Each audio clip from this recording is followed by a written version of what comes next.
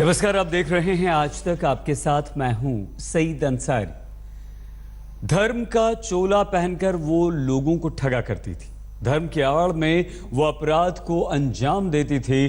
खुद को साध्वी कहने वाली जयश्री के मठ पर जब छापा पड़ा तो उसके अपराध लोक का खुलासा हुआ। साध्वी के मठ से पुलिस को जो कुछ भी मिला वो बेहद हैरान कर देने वाला था। पवित्र पीतांबर ओढ़कर वो पाप करती थी। राम नामी चोला ओढ़कर वो धर्म का धंधा करती थी।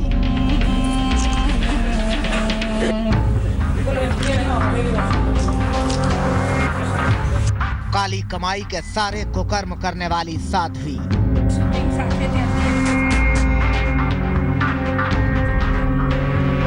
सोना चांदी और रुपयों से भरा हुआ था साध्वी का मायालोक।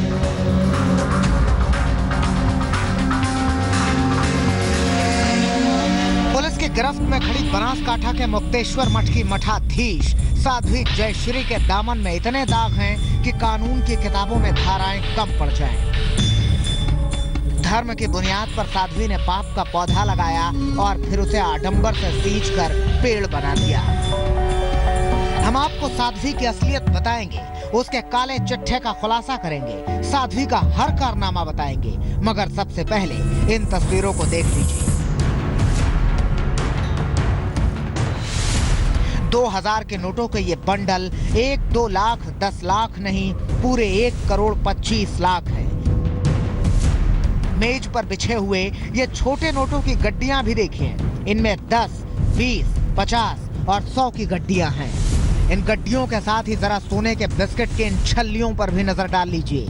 एक दो नहीं, ये सोने के पूरे 24 बिस्किट हैं, जिनका वजन करीब 2.5 किलो है। काले धन की कुबेर बनी बैठी साध्वी के रुपए पैसे तो आपने देख लिए। अब जरा मठ को अय्याशी का अड्डा बना देने वाली तस्वीरें भी देखिए। बियर और शराब की बोतलें हैं ये, जो साध्वी के इसी मठ से मिली हैं। मोह माया से दूर रहने का दावा करने वाली साध्वी जयश्री के मठ के अंदर आलीशान जिंदगी जीने वाली औरत है। पुलिस ने यहाँ छापा मारा तो साध्वी के नागलोक का रहस्य खुलकर सामने आ गया। उनके घर पे जड़ती करने के अलग से जड़ती करी तो उसमें 100, 10, 50 और 20 की अलग से नोट जो 4.5 लाख रुपए की मद्दा की है, और दूसरे अलग दारू की बोतल भी वहाँ से पाई गई है, जो केस अलग से दर्ज किया जाएगा। टोटल मुद्दा माल है 1 करोड़ 29,95,900 रुपए का टोटल कैश बरामद की गई है।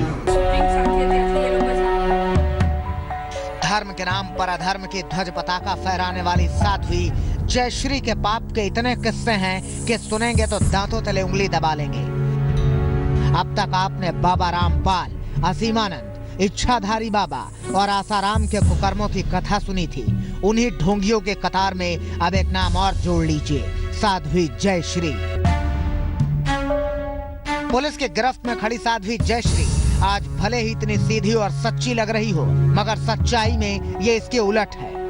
लोगों की माने तो साध्वी जयश्री का इलाके में इतना खौफ है कि पूरे इलाके में लोग इसे माता जी कहकर पुकारते हैं। गुजरात के पाटन में बेहद सामान्य सी महिला के तौर पर साध्वी ने शादी की थी। उसके 2 बच्चे भी हैं, मगर शादीशुदा जिंदगी साध्वी को रास नहीं आई और उसने भगवा चोला धारण कर लिया। भगवा धारण करने के बाद साध्वी बनासकांठा के इसी मुक्तेश्वर मठ में आ गई। मठ में उस वक्त मठपति स्वामी संजय गिरी थे। यहीं से शुरू होती है साध्वी की कलंक कथा। साध्वी ने धीरे धीरे 1.5 एकड़ में फैले इस मठ पर अधिकार करना शुरू कर दिया। लेकिन साध्वी चर्चा में तब आई जब एकाएक मठ के मठाधीश जगदीश गिरी गायब हो गए। उस वक्त मठपति संजय गिरी ने साध्वी जयश्री पर ही मठाधीश को गायब करने का आरोप लगाया था। वक्त बीता और समाधि में लीन संजय गिरी को भी एक दिन जलाकर मार देने की साजिश हुई। इस साजिश का भी आरोप साध्वी पर ही लगा। इस आरोप के बाद 2.5 साल के लिए साध्वी अंडरग्राउंड हो गई थी, लेकिन 2.5 साल बाद पुलिस ने इसे पकड़कर सलाखों के पीछे भेजा। मौनी बाबा संजय गिरी महाराज की क्रूर हत्या करने का आरोप साध्वी जयश्री पर लगा हुआ है। इसमें मैं खुद गवाह हूँ। मैंने भी एक दफा कहा था उन्होंने कि जगदीश गिरी महाराज कहाँ गए, तो वो जयश्री गिरी कहती थी कि वो नर्मदा की परिक्रमा के लिए गए हुए हैं। तो नर्मदा की परिक्रमा तो उन्होंने काफी साल पहले की थी। जमानत पर रिहा होने के बाद साध्वी ने अपनी काली करतूतें नए सिरे से शुरू की। साध्वी के काले कारनामों में ऐसा कोई गुनाह नहीं है जो इसके नाम दर्ज न हो। आज धर्म का धंधा करने वाली साध्वी के हर गुनाह से पर्दा उठेगा। हसमुख पटेल, बनासकांठा, आज तक। साध्वी का रसूख बढ़ने लगा था। उसने दोबारा मठ में अपना सिक्का चलाना शुरू कर दिया था और देखते ही देखते साध्वी मठ की महारानी बन बैठी थी।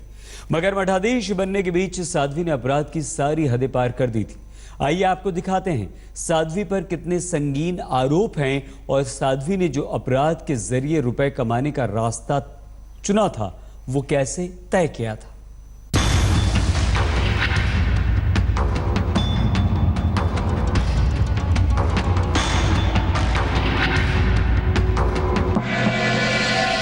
मठपति संजय गिरी की मौत के बाद साध्वी का रास्ता साफ था, लिहाजा साध्वी स्वयंभू मठाधीश बन गई और इस विशाल मठ पर इसने कब्जा कर लिया। अब साध्वी ने लोगों के मन में भूत पिशाच का डर बिठाना शुरू किया और फिर मठ से शुरू किए अपने गैर कानूनी धंधे।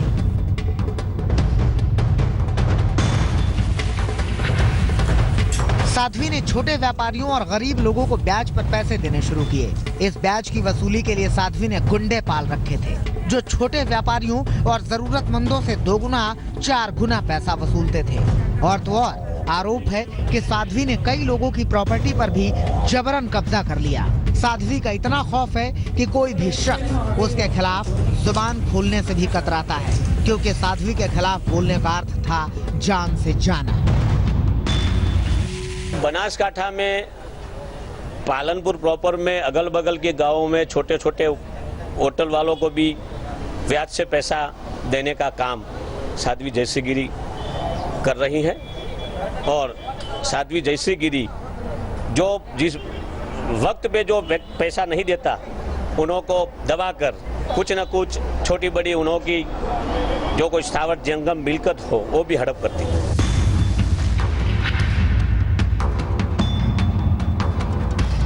साध्वी ने नामचीन सुनारों और व्यापारियों से सोने चांदी और पैसे लिए, मगर उनका न सोना वापस किया और न पैसा। ऐसे ही सोने चांदी के एक व्यापारी थे प्रीतेश शाह। साध्वी ने प्रीतेश से करीब 5 करोड़ का सोना लिया था। व्यापारी ने अपना सोना मांगा तो उन्हें जान से मारने की धमकी मिली।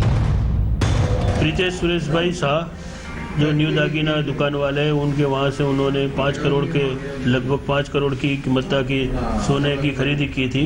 उसमें सोना खरीदा, फिर उनको पैसे नहीं दिए और पैसे देने के लिए वो आनाकानी कर रहे थे।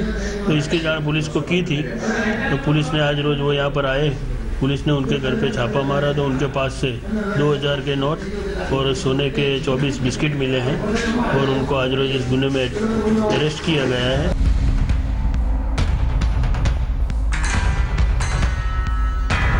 साध्वी पर जो सबसे सनसनीखेज आरोप है वो है लोगों को गायब करा देने का। ये इंदिराबेन है। इनका आरोप है कि साध्वी ने इनके बेटे चिराग रावल को गायब कर दिया।